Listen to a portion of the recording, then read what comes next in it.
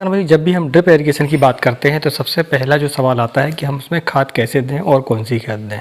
तो हम आज इस वीडियो में 19-19 के बारे में संपूर्ण जानकारी लेंगे और जानने की कोशिश करेंगे कि हमें किस अवस्था में इसको देना चाहिए और किस अवस्था में इसको नहीं देना चाहिए, इसमें क्या क्या कंटेंट होते हैं। तो आज ये सारी जानकारी हम इस वीडियो में लेंगे। इन 5 पॉइंटों के आधार पर हम आज इस वीडियो में 19 के बारे में चर्चा करेंगे। उनमें जो पहला पॉइंट है वो है दोस्तों का कंटेंट, दूसरा हो गया कार्य, और तीसरा होगा कॉम्बिनेशन, और चौथा होगा कीमत और डोज, और पांचवा होगा दोस्तों फसलें, कि हम किन फसलों पर इसका उपयोग कर सकते हैं। चलिए वीडियो को आगे बढ़ाते हैं। मैं हूं राकेश साहू, आप देख रहे हैं एग्रो जीवन बातें किसान की। और दोस्तों ये वीडियो आपको अच्छा लगे तो वीडियो को लाइक ज़रूर करें, और चैनल में यदि आप नए हैं तो चैनल को सब्सक्राइब करना ना भूलें, बेल आइकन को दबाएं ताकि आने वाली जो जानकारियां हैं वीडियो के माध्यम जो हम आपको देते हैं वो आपको मिल सकें और आप उसको ज़्यादा से ज़्यादा इम्प्लीमेंट कर सकें और उत्पादन ले सकें। तो चलिए हम पहले पॉइंट के ऊपर बात कर लेते हैं, तो वो है कंटेंट। तो इसमें जो 19-19-19 यानी 19% नाइट्रोजन, 19% फास्फोरस और 19% इसमें पोटास होती है।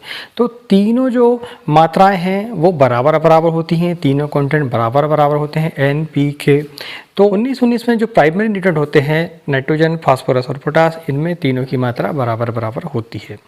चलिए अब आगे बढ़ते हैं, तो हमारे दूसरे पॉइंट के ऊपर बढ़ते हैं। तो दूसरा जो पॉइंट है दोस्तों वो है हमारा कार्य। तो इसका जो कार्य है दोस्तों वो ऐसी स्टेज में हमें इसको देना चाहिए जिसमें हमें पौधों को तीनों कंटेंट की आवश्यकता हो, यानी NPK, नाइट्रोजन, फास्फोरस और पोटास तीनों की मात्रा हमें लग रही हो पौधों पर। ऐसी स्थिति में 19-19 का इस्तेमाल किया जाता है। खासकर दोस्तों जब हमारा पौधा छोटा होता है, यानी हम TP करते हैं और उसके 8 से 10 दिनों के बाद उसमें फर्टिगेशन जब स्टार्ट करते हैं तो उस समय हम 19-19 का इस्तेमाल ज़्यादा करते हैं। और यदि आप बेहतर रिजल्ट लेना चाहते हैं उस समय पर तो 19-19 का जो इस्तेमाल है आप ड्रिंचिंग के माध्यम से करें। ठीक है, जब आपका पौधा छोटा होता है तो उसकी जो जड़ें होती हैं वो छोटी होती हैं, उसका विस्तार ज़्यादा नहीं होता। तो जब आप ड्रिप इरिगेशन से देते हैं तो ज़रूरी नहीं कि आपका जो ड्रिपर है वह जड़ों के किनारे हो, तो पौधे की जड़ ज़्यादा फैली हुई नहीं होती और ड्रिपर मान लीजिए आपका दूर है, आधा फीट की दूरी पर है आपका ड्रिपर। तो होता क्या है कि हम जो खाद देते हैं वो पौधा अपटेक नहीं कर पाता। इसलिए हम जब तक हमारा पौधा 15 से 20 दिनों का ना हो जाए तब तक हमें जो फर्टिगेशन है वो हमें ड्रिंचिंग के माध्यम से करनी चाहिए। तो ड्रिंचिंग के माध्यम से 19-19 का इस्तेमाल कर सकते हैं। साथ में यदि आप ह्यूमिक एसिड का इस्तेमाल करते हैं तो आपको इसके बेहतर रिजल्ट मिलेंगे। तो दोस्तों कम से कम 19-19 की 2 ड्रिंचिंग तो आपको करनी चाहिए और तीसरी ड्रिंचिंग आपको 12 एसिड की करनी चाहिए। तो 19-19 देने से फ़ायदा ये होता है दोस्तों कि आपके पौधे पर नाइट्रोजन भी उसको मिल जाती है वृद्धि के लिए, फास्फोरस भी मिल जाती है जड़ों की ग्रोथ के लिए, और वहीं रोगों के प्रति लड़ने की क्षमता आपको पोटास से मिल जाती है। तो आपका जो पौधा है वो बेहतर ग्रोथ करता है और स्वस्थ भी रहता है। ठीक है, तो ये है दोस्तों इसके कार्य। अब हम बात कर लेते हैं इसके जो तीसरा पॉइंट है वो है कॉम्बिनेशन। भाइयों हमारे चैनल पर एक गिव स्टार्ट है जिसमें कि हम 5 इलेक्ट्रिक कांटा अपने किसान भाइयों को उपहार स्वरूप देने वाले हैं। तो यदि आप उस गिव में भाग लेना चाहते हैं तो आपको अपना नाम और पता कमेंट बॉक्स पर लिखना होगा, ताकि हम यदि आपको उपहार अपने नाम पर आपको अलर्ट होता है तो हम उसे आपके घर तक पहुंचा सकें। बिना पता कि हम उस प्रोडक्ट को आपके घर तक नहीं पहुंचा पाएंगे, इसलिए नाम और पता जरूर लिखें। कॉम्बिनेशन दोस्तों इसको आपको सल्फर, कैल्शियम और नाइट्रेट वाले जितने फॉर्मेशन है इनके साथ इसका आपको इस्तेमाल नहीं करना है। जैसे कैल्शियम नाइट्रेट है आपका, आप सल्फर वाले मैग्नीशियम सल्फेट है, और दूसरे भी जो प्रोडक्ट आपके सल्फ़र वाले आते हैं, या फिर आप प्योर सल्फ़र भी आप जब ड्रिंचिंग के माध्यम से देते हैं या फिर ड्रिप के माध्यम से देते हैं तो आप कभी भी इसका इस्तेमाल जो है 19-19 के साथ में ना करें। तो दोस्तों ये हुए इसके कॉम्बिनेशन। अब हम बात कर लेते हैं इसकी कीमत और डोज। तो कीमत दोस्तों इसकी ऊपर नीचे होते रहती हैं। अभी मार्केट पर काफ़ी इसके रेट तेज़ हैं क्योंकि अभी फास्फोरिक एसिड के काफ़ी रेट बढ़े हुए हैं और इंडिया में जो है इसका इंपोर्ट किया जाता है। इसके कारण जो रेट इसके वो अभी ऊपर नीचे हो रहे हैं। काफ़ी परेशानियाँ आने वाली है किसानों को, क्योंकि मार्केट पर सब्जियों के रेट तो वही हैं मगर खाद के रेट अभी बढ़े हुए हैं।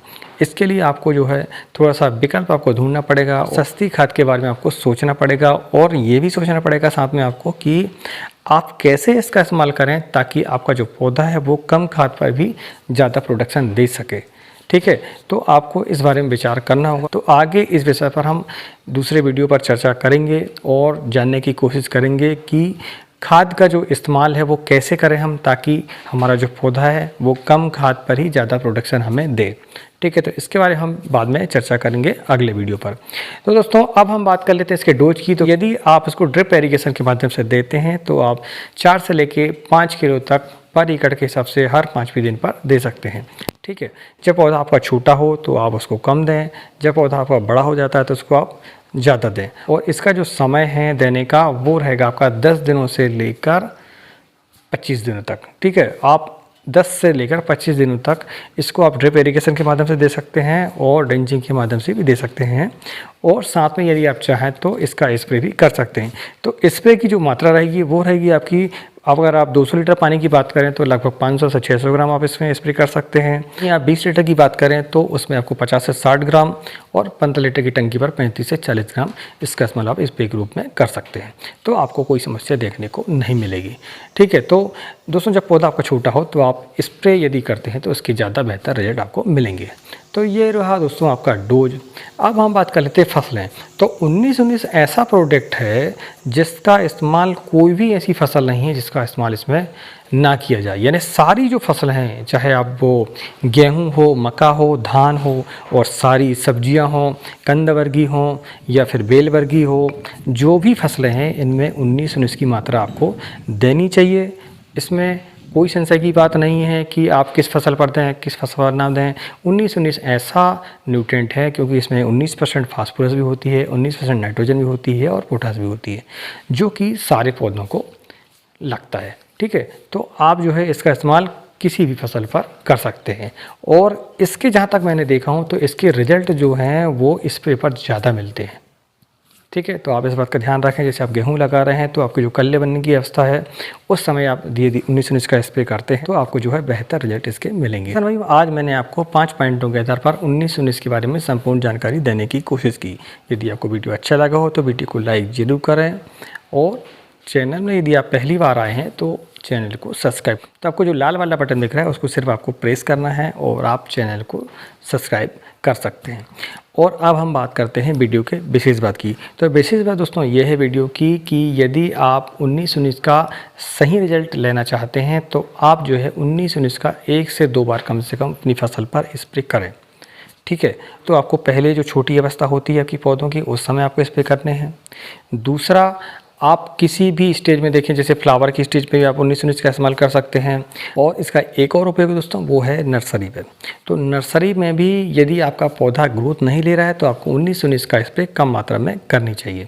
तो आप देखेंगे कि आपकी जो नर्सरी है वो बढ़िया शानदार तरीके से वृद्धि लेगी और उसका कलर भी बहुत बढ़िया होगा और तना जो है उसका वो मोटा होगा। तो 19-19 का जो उपयोग है वो आप नर्सरी के लिए बहुत अच्छे तरीके से कर सकते हैं।